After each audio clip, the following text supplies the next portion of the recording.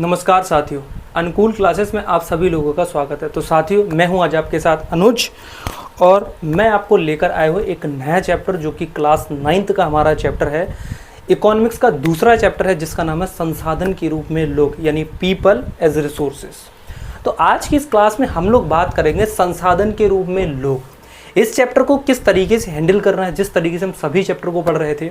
यानी पहले मेरा काम होता था पहले चैप्टर को अच्छे तरीके से आपको समझाना, फिर उसके बाद उसका आपको सिनॉप्सिस तैयार कराना, ताकि जब आप पढ़ें तो आपको फटाक से उस चीज़ को पढ़ सकें, अच्छी तरीके से समझ में आ जाए। मतलब कोई लंबा कॉन्सेप्ट हो तो उसको छोटी भाषा में समझ सकें, और उसके साथ ही साथ जब आपके एग्ज़ाम का टाइम हो तो आप उसको फास्ट तरीके से रिवाइज भी कर सकें। यही काम होता है सिनॉप्सिस का। आपने कई सारी वीडियोस देखी होंगी, कई जगह के टीचर्स को देखा होगा, वो क्या करते हैं स्लाइड बनाते हैं और पढ़ाते हैं स्लाइडों पर। मेरा काम स्लाइडों पर पढ़ाना नहीं। अगर मैं स्लाइडों पर पढ़ाऊंगा तो आप भी क्या करेंगे, आप भी क्या कहते हैं उसकी पीपीटी डाउनलोड करेंगे टेलीग्राम से, उसको वैसे ही छोड़ देंगे, कहेंगे भाई इसको लिखने की क्या ज़रूरत है, स्लाइड ही हमारे पास है, इनसे ही पढ़ लेते हैं। ठीक है ना। मेरे साथ आप लोग, जब मैं यहाँ नोट्स बनाता चलता हूँ तो आप भी मेरे साथ नोट्स बनाते चलिए, ताकि आपके लिए आगे अच्छी तरीके से काम आएंगे, आपको रिवाइज करने में आसानी होगी और टॉपिक पूरा 100% क्लियर हो जाएगा, ये गारंटी है मेरी। तो ठीक है दोस्तों, स्टार्ट करते हैं अपना टॉपिक के लिए। हमारे टॉपिक जो चैप्टर है हमारा एक मिनट, हमारे चैप्टर का जो नाम है वो है संसाधन के रूप में लोग। ठीक है,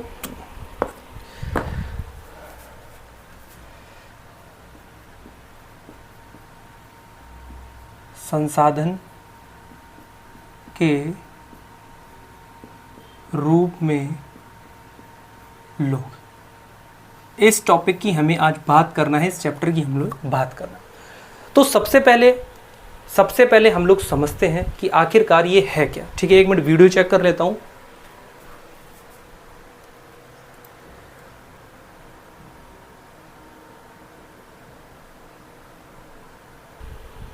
ठीक है, तो हमारा टॉपिक आप सभी लोगों को बिल्कुल क्लियर दिख रहा होगा। टॉपिक हमारा लिखा हो संसाधन के रूप में लोग। तो सबसे पहले हम लोग बात करते हैं संसाधन के रूप में लोग ये क्या बताता है। ये बताता है किसी देश में कार्यरत लोगों का वर्णन करने का तरीका। यानी किसी देश में कार्यरत लोगों का वर्णन करने का एक तरीका क्या है, संसाधन के रूप में लोग। जैसे मान लिए जब हम एजुकेशन हो, ट्रेनिंग हो, हेल्थ हो, इन सेवाओं में जैसी इन्वेस्टमेंट करते हैं यानी इन सेवाओं में जब इन्वेस्टमेंट किया जाता है तो जो जनसंख्या होती है वह आपकी ह्यूमन कैपिटल में बदल जाती है। जब पॉपुलेशन पर, जब जनसंख्या पर, या जब किसी मानव पर एजुकेशन फील्ड में, ट्रेनिंग फील्ड में या हेल्थ सर्विसेज में, इन सभी सर्विसेज में जैसी इन्वेस्टमेंट हम लोग करते हैं तो वो जनसंख्या क्या होती है, वह आपकी ह्यूमन कैपिटल में बदल जाती है। ठीक है, तो इसको नोट कर लेते हैं थोड़ा, आखिरकार है क्या, तभी आप समझ पाएंगे कि किसी देश में कार्यरत किसी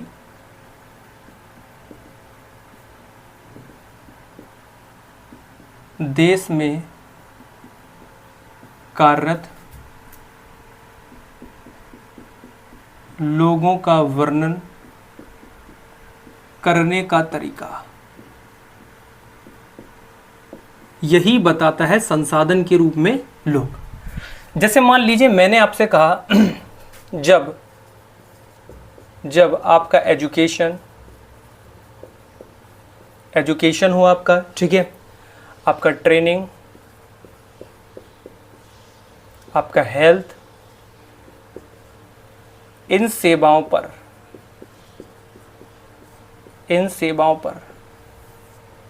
जैसे ही आपका इन्वेस्टमेंट किया जाता है, इन्वेस्टमेंट को हिंदी में कहते हैं निवेश। जैसे ही इस पर इन्वेस्टमेंट किया जाता है तो जो जनसंख्या जो होती है वह आपकी ह्यूमन कैपिटल यानी मानव पूंजी में क्या होती है, बदल जाती है। ठीक है, ह्यूमन कैपिटल में क्या होती है, बदल जाती है। ठीक, ह्यूमन कैपिटल में बदल जाती है। तो मैंने आपसे छोटी सी एक बात की थी, जब मान लीजिए एजुकेशन को हम लोग हिंदी में कहते हैं मेरे भाई शिक्षा, ट्रेनिंग को कहते हैं हिंदी में प्रशिक्षण, और हेल्थ को कहते हैं स्वास्थ्य। जब हम शिक्षा में, प्रशिक्षण में या स्वास्थ्य में जैसे हम लोग इन्वेस्टमेंट करते हैं, तो इन्वेस्टमेंट करने पर जो हमारी पॉपुलेशन होती है, जनसंख्या होती है, वह ह्यूमन कैपिटल में बदल जाती है। ह्यूमन कैपिटल ऐसी चीज होती है, अगर इस चीज पे इन्वेस्टमेंट किया जाता है तो ये भविष्य में हमारे लिए रिजल्ट देता है या प्रतिफल प्रदान करता है। जैसे मान लीजिए एक छोटा सा एग्जाम्पल से लेकर चलते हैं। जैसे मान लीजिए आपके पिताजी आपको स्कूल भेजते हैं पढ़ने के लिए, ताकि आप पढ़ें। आपकी जो पढ़ाई का खर्चा हो रहा है, सभी खर्चा आपके पिताजी बहन कर रहे हैं, यानी पढ़ाई का खर्चा उठा रहे हैं। क्यों पढ़ा रहे हैं? आपके लिए, आपके ऊपर वह कुछ इन्वेस्टमेंट कर रहे हैं आपके एजुकेशन पर, ताकि आपको एजुकेशन मिले, अच्छी ट्रेनिंग मिले। तो एजुकेशन अच्छी होगी, अच्छी ट्रेनिंग होगी तो अच्छी जगह जॉब मिलेगी, अच्छी जगह जॉब मिलेगी तो अच्छा पैसा कमाएंगे आप लोग, अच्छा पैसा कमाएंगे तो परिवार का जीवन निर्वाह अच्छे से कर सकेंगे। तो यही कहलाता है ह्यूमन कैपिटल। समझ रहे हो? दूसरा पॉइंट होता है, जब आप पढ़ने भी जाते हैं, एजुकेशन ले रहे हैं, ट्रेनिंग भी ले रहे हैं, और उसके साथ ही साथ आपके अगर शरीर पर आपकी स्वास्थ्य समस्या आपको कोई है, तो हेल्थ से रिलेटेड कोई प्रॉब्लम, तो उसकी भी दवा गोली कराते हैं। क्यों? ताकि आप बच्चे हैं, आपको सारी चीज़ें सही से मिलनी चाहिए, पर्याप्त रूप से आपको मिलनी चाहिए, चाहे एजुकेशन हो, चाहे ट्रेनिंग हो, चाहे हेल्थ हो। और जैसे वो इन सभी चीज़ों पर इन्वेस्टमेंट कर रहे हैं, क्यों? ताकि आपके ऊपर इन्वेस्टमेंट किया जाएगा तो आप ह्यूमन कैपिटल में क्या हो जाएगा? फॉर्मेशन हो जाएगा। आपको एजुकेशन में आपका पैसा लगाया जाएगा, ताकि आप आगे आने वाले समय में अच्छी जगह नौकरी पाएंगे और अच्छे पैसे आप पैदा करेंगे, यानी अच्छी आपको सैलरी मिलेगी। अच्छी सैलरी मिलेगी तो परिवार का अच्छे से गुजारा हो सकेगा। दूसरा पॉइंट होता है आपका ट्रेनिंग। आपको अच्छी जगह ट्रेनिंग दी जाती है, आपको ट्रेनिंग कराई जाती है, ताकि आप किसी चीज़ को ठीक करना सीखें कि इसको कैसे ठीक किया जाता है। ठीक है? तो क्यों? अब जैसे आप सीख जाएंगे, ट्रेनिंग अच्छी आपकी कंप्लीट हो जाएगी, उसके बाद आपको अच्छी जगह जॉब मिलेगी, फिर जॉब मिलेगी, अच्छी सैलरी मिलेगी, परिवार का अच्छे से गुजारा कर सकेंगे। तीसरा पॉइंट होता है आपका स्वास्थ्य। जैसे मान लीजिए आपका स्वास्थ्य ठीक है, अब छोटी सी एक डेफिनेशन दी जाती है कि आखिरकार ये जो स्वास्थ्य है इसकी परिभाषा क्या है। जैसे मैं अगर बात करूं, किसी भी फर्म का जो पर्पस होता है, कोई भी फर्म होती है, उसका उद्देश्य हमेशा रहता है अधिकतम लाभ कमाना। यानी किसी व्यक्ति का स्वास्थ्य जो होता है उसे अपनी क्षमता प्राप्त करने के लिए और बीमारियों से लड़ने की ताकत देता है स्वास्थ्य। अगर हमारा स्वास्थ्य ठीक है तो हम काम को अच्छे तरीके से कर सकेंगे और लंबे समय तक कर सकेंगे। अगर हमारा स्वास्थ्य खराब है तो काम को ठीक तरीके से नहीं करेंगे, मन लगाकर नहीं करेंगे और काम को कम समय तक कर पाएंगे, क्योंकि व्यक्ति के जीवन में स्वास्थ्य भी जरूरी होता है। ठीक है? यहाँ तक बात समझ में आई आपके लिए?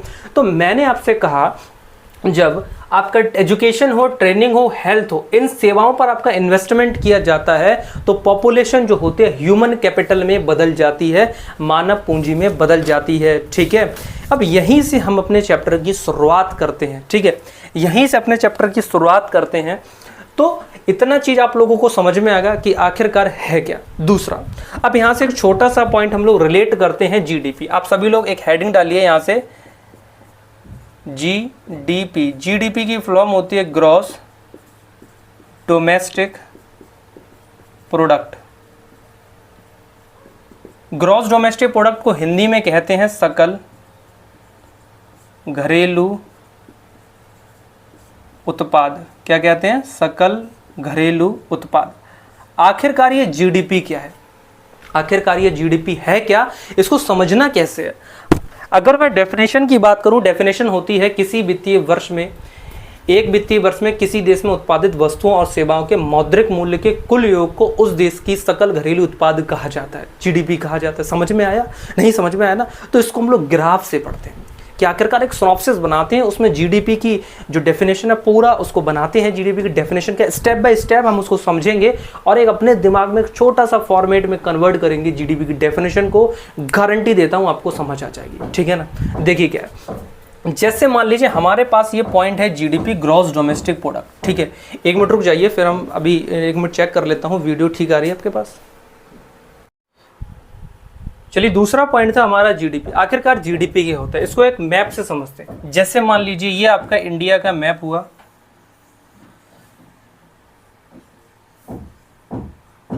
ठीक है? ये आपकी है इंडियन टेरिटरी, इंडियन टेरिटरी यानी भारतीय क्षेत्र, भारतीय क्षेत्र। इस भारतीय क्षेत्र के अंदर दो कंपनियां काम कर रही हैं, एक तो है आपकी इंडियन कंपनी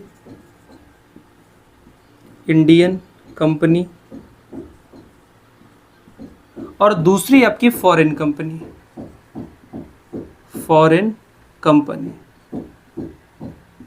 ठीक है, ये दोनों कंपनियां मिलकर प्रोडक्शन करती हैं।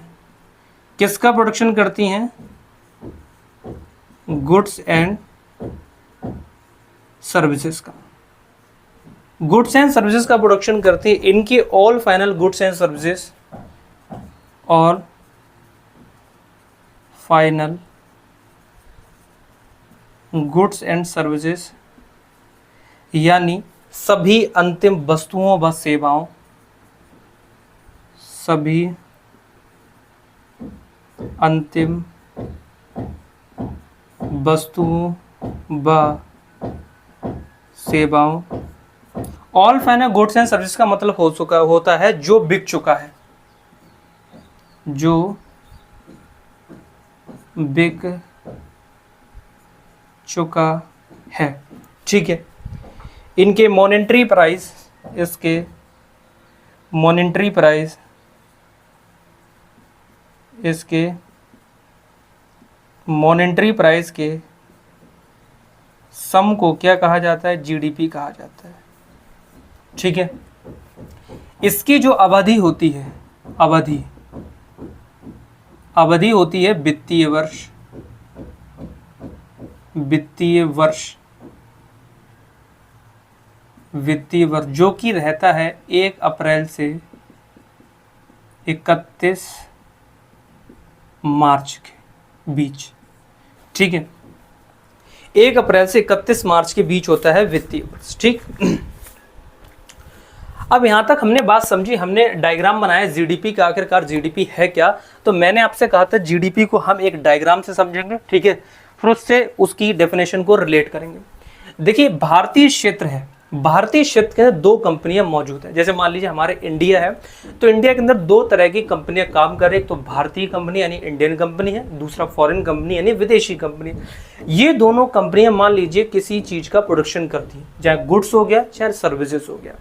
इनके गुड्स और सर्विसेज के all final goods and services के मॉनेटरी सम को उस देश की जीडीपी कहा जाता है। दोनों कंपनियों द्वारा जो प्रोडक्शन किया गया है, उनके all final goods and services के मॉनेटरी प्राइस के सम को उस देश की जीडीपी कहा जाता है। जैसे मान लीजिए, छोटी सी एक डेफिनेशन कन्वर्ट करते हैं कि एक वित्तीय वर्ष में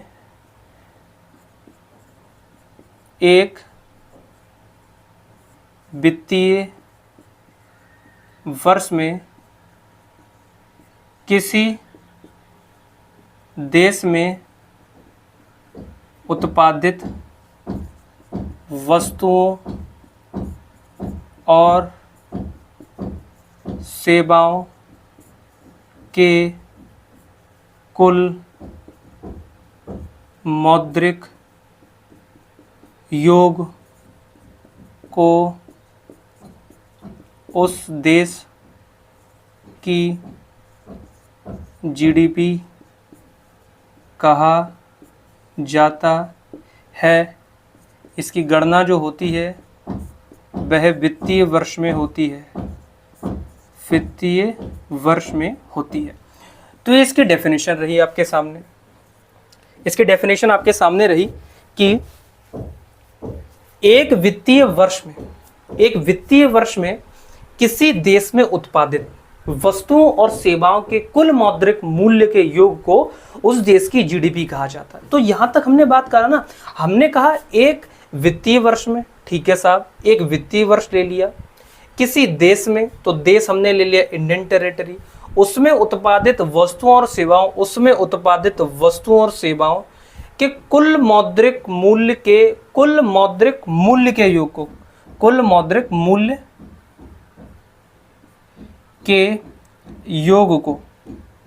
मौद्रिक मूल्य all final goods and services के मॉनेटरी प्राइस के सम को उस देश की क्या कहा जाता है? जीडीपी का है। ये आपकी छोटी सी डेफिनेशन है कि एक वित्तीय वर्ष में किसी देश में उत्पादित वस्तुओं और सेवाओं के कुल मौद्रिक मूल्य के योग को उस देश की जीडीपी कहा जाता है। बस इस तरीके से आपको एक फिगर के थ्रू ध्यान रखना है कि आखिरकार जीडीपी की डेफिनेशन क्या है। ठीक है, हमने यहां तक जीडीपी के बारे में चर्चा कर ली। ठीक है, हमने यहां तक जीडीपी के बारे में चर्चा कर ली। अब हम आगे बढ़ते हैं। आगे हमें क्या समझना है, जैसे मान लीजिए मैंने कहा आपसे जनसंख्या, एक छोटा सा आपने शब्द सुना है जनसंख्या, छोटा शब्द है काफी बड़ा शब्द है जनसंख्या, सोच के जरूर बताइएगा। देखिए जनसंख्या की अगर बात करते हैं, जनसंख्या एक आपका संसाधन है। जब मानव संसाधन को अधिक शिक्षा या स्वास्थ्य द्वारा विकसित किया जाता है, जब ह्यूमन रिसोर्स को एजुकेशन और हेल्थ के द्वारा डेवलप किया जाता है, तो ह्यूमन कैपिटल, मानव पूंजी, ह्यूमन कैपिटल का फॉर्मेशन होता है, मानव पूंजी का निर्माण होता है। जो मानव पूंजी होती है ये भौतिक पूंजी की ही भांति देश की उत्पादक शक्ति में वृद्धि करती है। मैंने आपको भी समझाया, मैंने कहा जैसे ही आपके एजुकेशन, ट्रेनिंग या हेल्थ पर इन्वेस्टमेंट किया जाएगा तो जनसंख्या आपके ह्यूमन कैपिटल में बदल जाएगी। जैसे मान लीजिए जब कोई आप बिजनेस स्टार्ट करते हो तो उसमें जो पैसे लगाते हैं ताकि आपको आगे आने वाले समय में उससे प्रॉफिट हो सके, आप उससे लाभ कमा सकें। ठीक है ना, तो ऐसे ही जब ह्यूमन रिसोर्सेस को अधिक शिक्षा या स्वास्थ्य के द्वारा डेवलप किया जाता है, विकसित किया जाता है, तो मानव पूंजी निर्माण कहा जाता है। उसे क्या कहता है, मानव पूंजी निर्माण कहा जाता है। ठीक है, तो मानव पूंजी भी देश की उत्पादक शक्ति में क्या करती है, वृद्धि करती है, भौतिक पूंजी की भांति। ह्यूमन कैपिटल में जो इन्वेस्टमेंट किया जाता है, चाहे शिक्षा के द्वारा किया जाए, चाहे आपका प्रशिक्षण के द्वारा किया जाए, चाहे आपका स्वास्थ्य सेवा के द्वारा किया जाए, ये हमें क्या करता है, प्रतिफल प्रदान करता है। ठीक है, ये हमें क्या प्रदान करता है, प्रतिफल प्रदान करता है। तो यहाँ तक बात समझ चुके हैं, इसका एक सिनॉप्सिस तैयार करते हैं। ठीक है, मैंने आपसे एक छोटे से बात कहा था कि जो जनसंख्या है आपकी,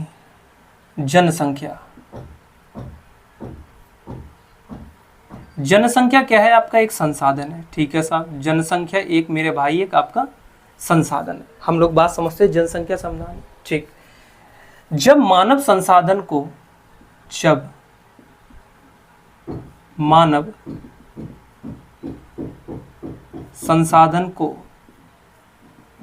शिक्षा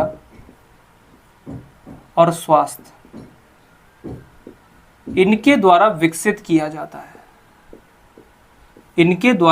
किया जाता है, तो उसे मानव पूंजी निर्माण कहा जाता है। मानव पूंजी निर्माण कहा जाता है। मानव पूंजी निर्माण जो होती है ये देश की उत्पादक शक्ति में क्या करता है, वृद्धि करता है। देश की उत्पादक शक्ति में वृद्धि करता है, भौतिक पूंजी की भांति। यहां पर ये लाइन और लिख लीजिएगा, भौतिक पूंजी की भांति। ठीक है, भौतिक पूंजी की भांति।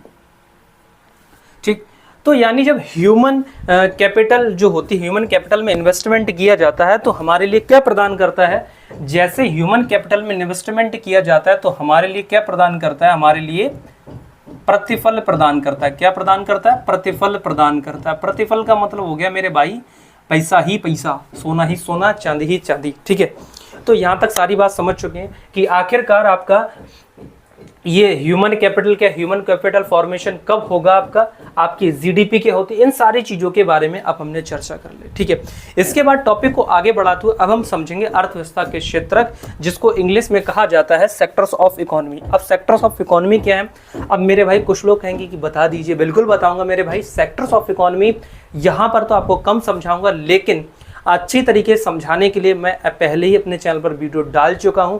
अर्थव्यवस्था के क्षेत्रक नाम से आपको एक वीडियो मिल जाएगी। उस वीडियो में मैंने काफ़ी विस्तार पूर्वक अर्थव्यवस्था के क्षेत्रकों को उसमें समझाया है कि प्राथमिक क्षेत्रक क्या है, द्वितीय क्षेत्रक क्या है और तृतीय क्षेत्रक क्या है।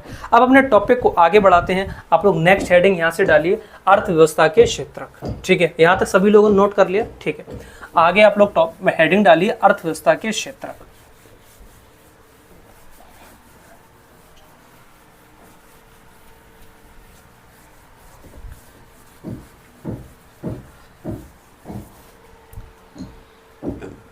अगली हेडिंग है हमारी अर्थ व्यवस्था के क्षेत्र, जिसको कहते हैं सेक्टर्स ऑफ इकोनॉमिक्स।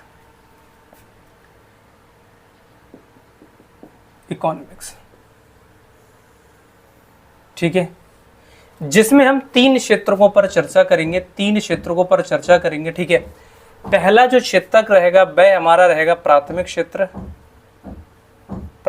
क्षेत्र, दूसरा हमारा रहेगा यहां से द्वितीयक क्षेत्र,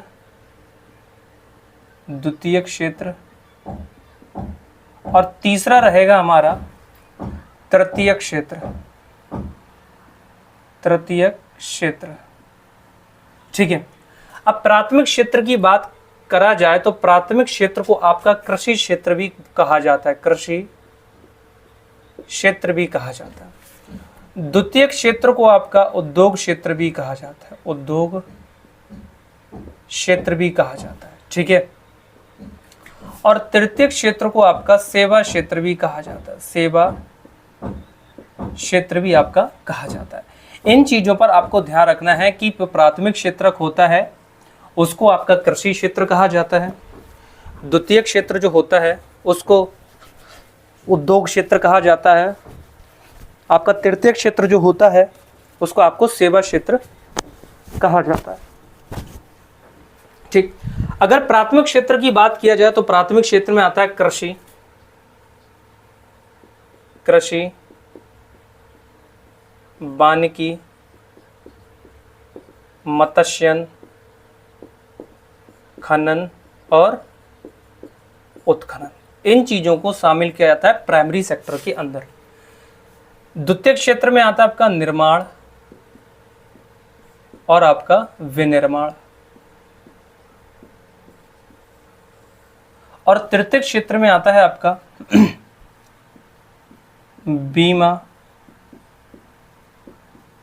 बैंकिंग, संचार,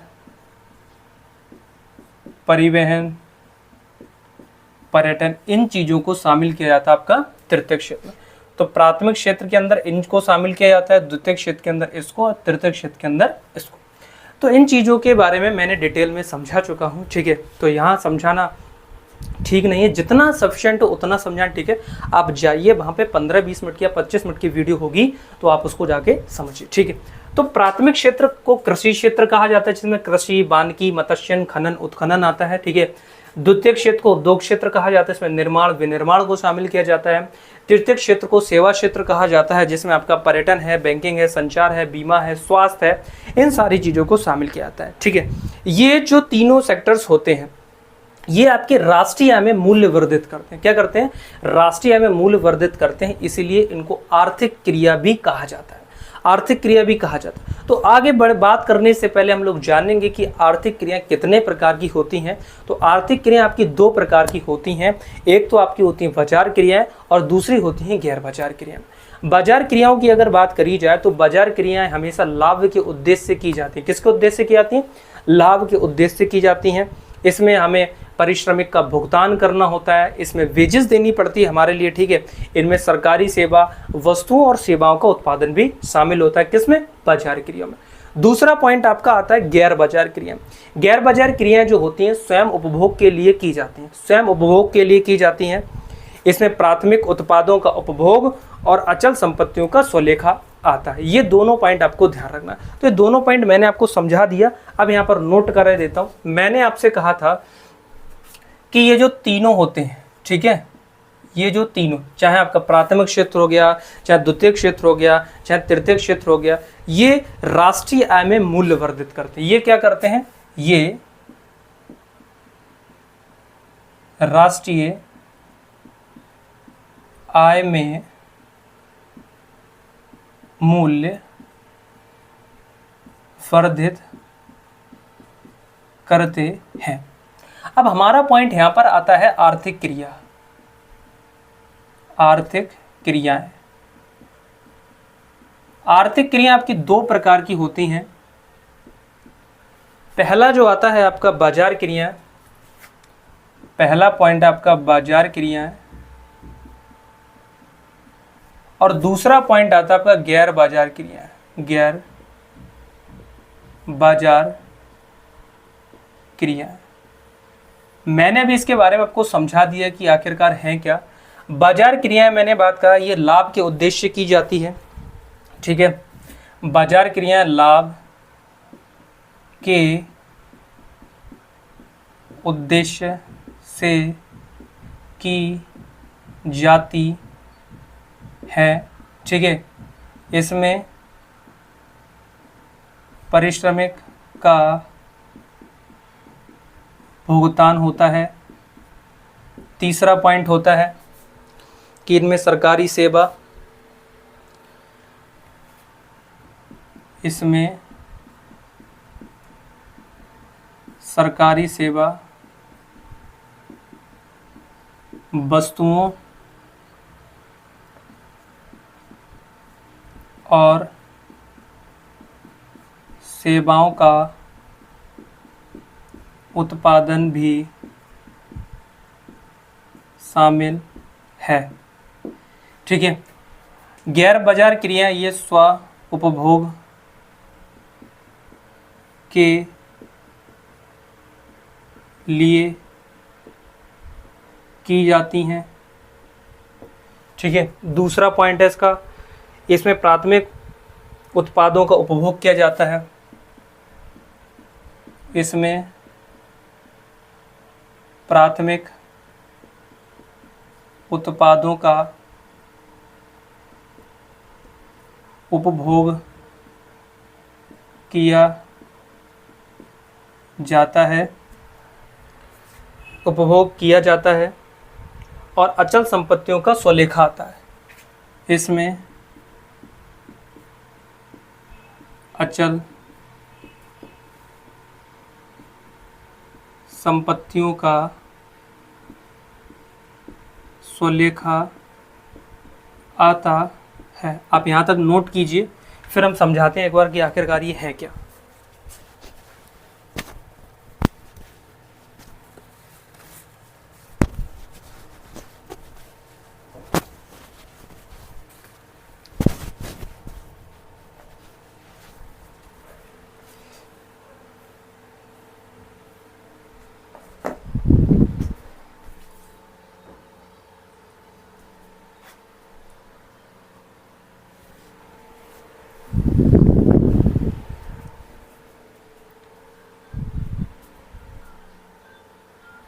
ठीक है, तो यहाँ तक मैंने बात करा था कि अर्थव्यवस्था के क्षेत्रक हमने सभी की बात करी है। ये राष्ट्रीय आय में मूल्य वर्धित करते हैं। पॉइंट होता है नेशनल इनकम क्या होता है, दी गई समअवधि में किसी देश किसी राष्ट्र की आय को उस राष्ट्र की राष्ट्रीय आय कहा जाता है। इसको हम आगे पढ़ेंगे, ठीक है ना। उसके बाद हम बात कर रहे थे आर्थिक क्रिया। आर्थिक क्रिया मैंने बात करा था दो क्रियाओं की, पहला बाजार क्रिया और दूसरा मैंने बात करा था आपको गैर बाजार क्रिया। बाजार क्रियाओं में हम बात कर रहे थे बाजार क्रिया हमेशा लाभ के उद्देश्य की जाती हैं। इसमें पारिश्रमिक का भुगतान होता है, ठीक है। तीसरा पॉइंट, इसमें सरकारी सेवा, वस्तुओं और सेवाओं का उत्पादन शामिल होता है। गैर बाजार क्रियाओं की बात करते हैं तो ये स्व उपभोग के लिए की जाती हैं। इनमें प्राथमिक उत्पादों का उपभोग और इसमें अचल संपत्तियों का स्वलेखा आता है। ये बात को आपको ध्यान रखना है कि आखिरकार ये है क्या, ठीक है, आखिरकार ये है क्या। तो दोस्तों आज की वीडियो में बस इतना ही रहने देते हैं, मिलते हैं नेक्स्ट वीडियो में। इसी के साथ थैंक यू, जय हिंद।